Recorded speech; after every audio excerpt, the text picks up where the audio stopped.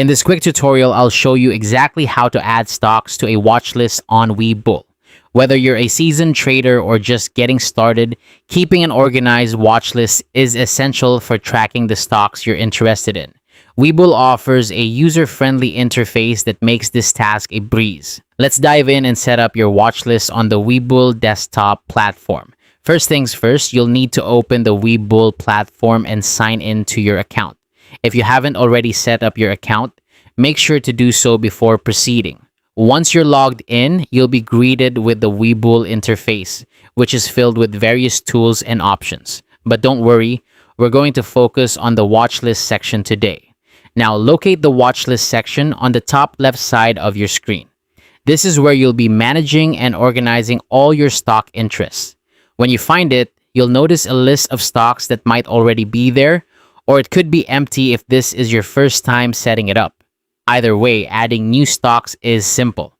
Look towards the bottom of the watch list panel. You'll see a button labeled Add Symbol. Clicking this button is your gateway to personalizing your watch list with stocks you're interested in. After clicking Add Symbol, a search bar will appear. In this search bar, you can type either the full name of the stock or its ticker symbol.